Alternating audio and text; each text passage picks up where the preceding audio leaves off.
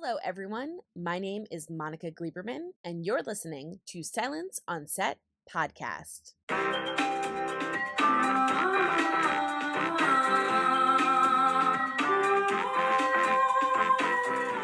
All three of your characters seem to be encouraging and hopeful and loving of those that are older than us to, in your own ways, to show there's more life to live. Like you don't just have to kind of like sit down. And so there's various trust levels that each of you give to Charles, played by Ted Danson. So I wanted to ask each of you like what that felt like to kind of give this hope and this happiness and this cozy, loving, like comedy to all of us. So I guess I'll start with Lila. One thing that I love about Julie is that her relationship with Charles isn't familial, and she's not Dee Dee, who has a caretaker's presence. She hires him to do a job, and she nudges him at one point to continue this job and like go out into the world and do your thing. And she talks to him more like a peer, like she would to a peer, which I think is really cool. Just because he's older doesn't mean he can't go out and do this. And to Julie, because she doesn't know him, it's so simple, you know. It's so like, no, just you gotta do the thing. Just go do the thing. Rejoin the world. Go make your life bigger. And I don't know, I just thought that was a really cool moment and a really cool dynamic. And it's a type of love that is different than he is going to receive from Emily and from Dee Dee. Right. Yeah. And then Mary Elizabeth, how about for you? Because Emily wants him to go out and wants him to do things, but is nervous like any daughter would be, right? Yeah. And you know, we get stuck in these like sticky patterns in our families, right? And our parents parented us. And then at some point you look up and you're like, whoa, how am I like the parent in this situation? How am I the one who's like taking care of you and telling you what to do? And when we get stuck in patterns where we don't know how to communicate with each other, sometimes what we need is just like a break in habit to like get us out of that. And this show holds with such joy and optimism a person who's stuck stepping out and taking another chance, and then the people around him, his family, not knowing how to deal with that, and then ultimately through like really hard conversation finding out what they need from each other, and then by the end of the show being able to show up and give each other those things that they need. So for me it was a beautiful lesson that I'm taking out into my own life, and I hope that people will see and take into their lives as well. And Stephanie, for you with Dee Dee, I love her. She's so cute. Oh, thanks.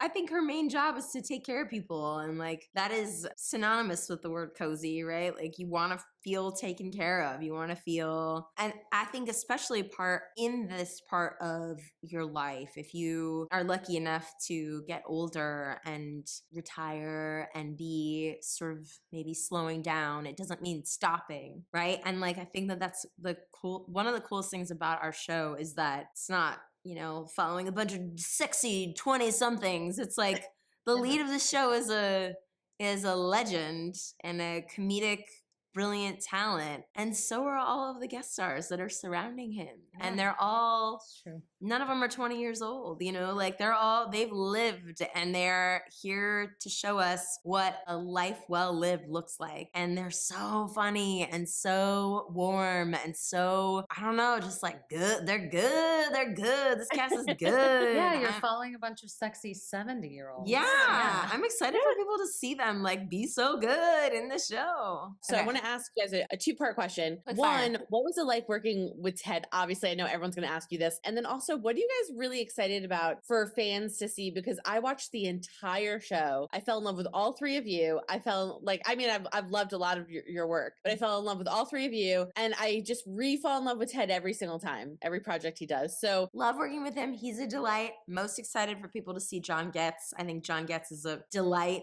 Just loved working with him. He's such a cranky bastard. I just can't wait for people to see his performance. Yeah, Ted is America's sweetheart, the world's sweetheart. Everybody loves Ted. And I'm excited for people to see the friendships that have formed in these second, third, fourth phases of like what it is to be alive and be a human. Obviously love working with Ted. He's the absolute best. And I'm just really excited for people to see a show that is, like you said, cozy. I think we all need that right now. And it's just so easy and warm and fuzzy. And with, you know, Thanksgiving coming up, it's a great family show too. I wish you'd been like me. I'm most excited for people to see me. Yeah. And that too. Now I wish I had said that. Me. I'm excited for people to see both of you. For me. Yeah. Mostly just me. And me. No.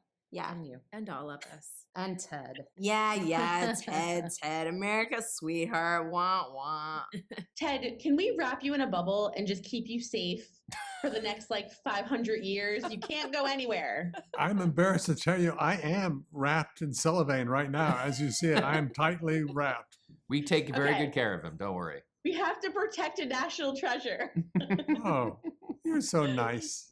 Talk to me about the creation of the show and why it was so important to have a show like this, which is such a good feeling, happy, cozy. I want to sit with my parents and have cocoa and just laugh. I'm glad. It came from the documentary The Mole Agent, directed by a woman named Maite Alberti, and I saw it and I loved it and I thought it was so winning. And also it starts with this very funny idea of an older man answering an ad, becoming an undercover detective. But that's the case that he's investigating is not the point. The point is he ends up, his life had gotten very small and he ends up making it a little bigger and seeing the value of making friends and interacting with other people and affecting their lives and them affecting his life. And I just thought that in this day and age, the world is getting very fractured and COVID put all of us in our houses alone. And the value of being with other people is a really important subject. And I just thought it was the perfect subject matter for a TV show, in my opinion. And Ted, talk to me about Charles. I love him, and I feel like I love him a lot through you because I love you so much, but you're so good at kind of taking yourself out and creating a character. And we kind of lose Ted Danson, and then we just see this character. And I was like, oh my God, I love Charlie. I just want to hang out with him. And I kind of was almost under the guise of everybody else that he meets at this place because I was like, I want to be his best friend. So what was it like for you kind of playing this secret spy and getting to go in there and then play off of all these other amazing actors that are in, this facility? You just said a lot of things. Two things. The writing is so good that if you say the words in the right order, you get led into these amazing places. And I'm not just saying that to compliment them. That's kind of how I work. I mean, yes, you learn how to do things you don't know how to learn as an actor, but it's the words that it's like notes on a composition of music. And if you follow those notes, you get led into these amazing places. But then you bump into really, really good, nimble actors.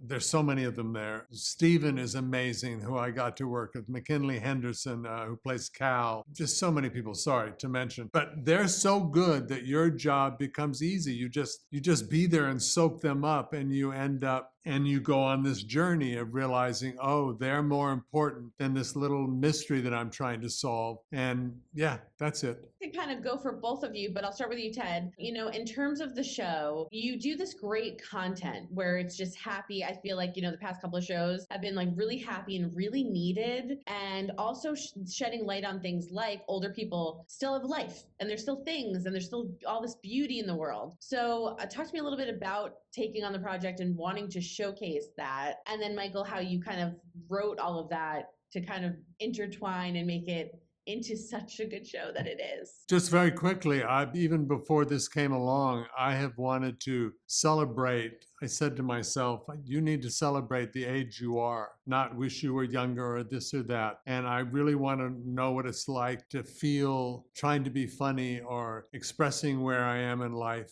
through art. And along came this, and that was just magic to me. And I would only add that, I'm 49, but all of the subjects and ideas in the show are things that I feel all the time. Things about community and things about sharing your life with other people and the difficulty of adult relationships with adult parents and kids and marriages and how we navigate those things. I think those things sometimes aren't talked about enough in a straightforward, earnest way. And I really, the show's a slightly different tone from some of the other shows I've worked on, but that's just because I'm at a different place in my life than I have been. And this just seemed like the perfect vessel to have very hopefully funny and also honest conversations about some adult subjects that we don't talk about enough, I think, in general. So I was very happy that it all came together. Thank you for listening to Silence on Set podcast. My name is Monica Gleberman.